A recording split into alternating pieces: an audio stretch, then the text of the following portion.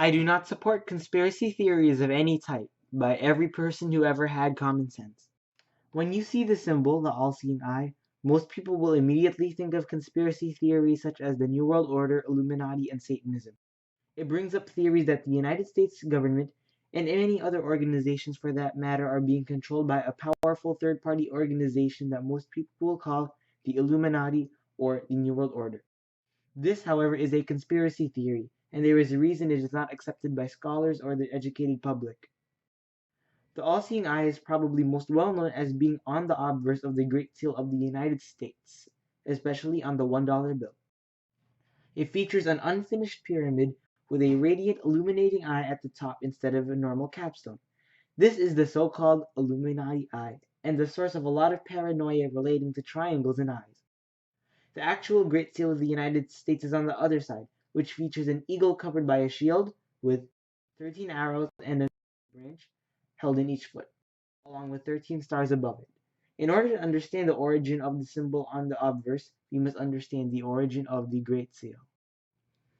During the period of time between the Declaration of Independence and the ratification of the Constitution, or 1776 to 1782, a 6-year time frame, a committee of a triad of America's most powerful and influential leaders, Benjamin Franklin, John Adams, and Thomas Jefferson, were put in charge of developing a seal for the new nation. The committee, with the help of an engraver named Pierre Eugene de Cimetière, came up with 3 ideas that were to be included on the Great Seal we have today. These are Eye of Providence, or all-seeing eye, a shield, and the motto E pluribus unum, which means out of many one. In 1776, this shield was denied by Congress. A new committee formed in 1780 developed a similar seal, but with red and white stripes and 13 stars. Congress denied the use of this shield as well. Finally, in 1782, Secretary of Congress Charles Thomson developed a seal that Congress would approve. His seal included a bald eagle with outstretched wings with a bundle of arrows in the left talon and an olive branch on the right. The shield placed on the eagle's breast had alternating red and white stripes along with the 13 stars above its head and the motto E pluribus unum on a scroll in the eagle's beak. Thomson then created, on the obverse, the same unfinished pyramid that had been proposed with the Eye of Providence at the zenith, but with 2 mottos. These were Annuit Coeptis, or God has favored our undertakings, and Novus Ordo Seclorum, a new order for all ages. It was this design that Congress approved of which eventually evolved into the modern Great Seal of the United States. The shield was designed by politicians who had the help of artists with experience with heraldry, the art of creating coats and arms. Let's focus on the obverse with the pyramid, as there is little to no controversy over the side with the eagle.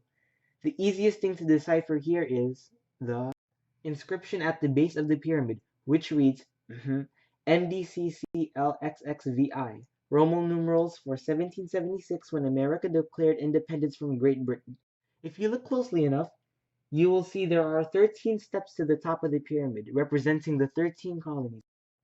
Annuit Coeptis simply means he, in this case God, has favored our undertakings, meaning that he, God, approves of America declaring independence. This reflects the ideals coming about in the Age of Enlightenment, which promoted reason, scientific achievement, humanism, and most importantly, in this case, the right to rebel or speak out against authority if they deny basic rights. The second quote, which causes much more controversy, is Novus Ordo Seclorum, which many translate as New World Order. The actual definition for Novus Ordo Seclorum is a new order of the ages. This new order is nothing of a conspiracy.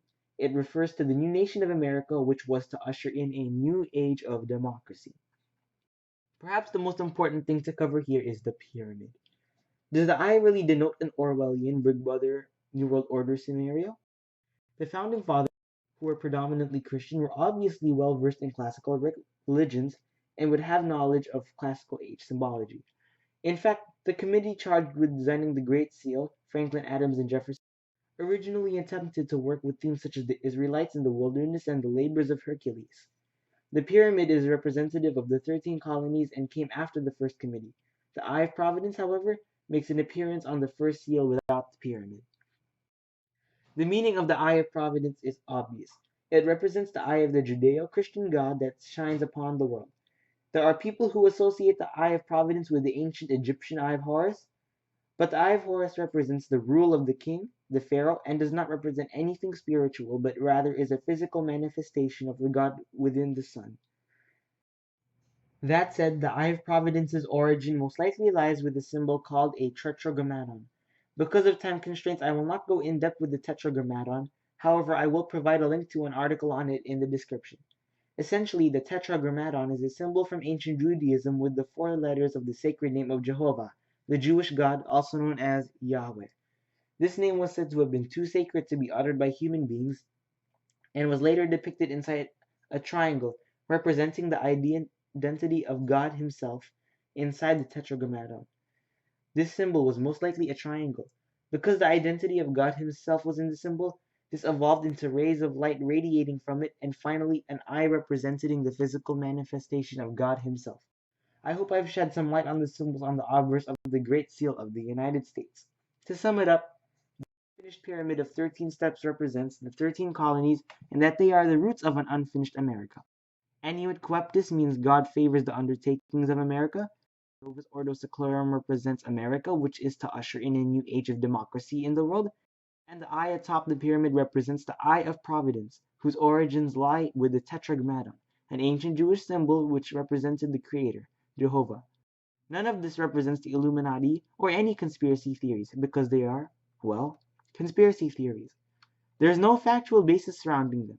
Keep an open mind when you learn new information, but also be skeptical until you can prove it.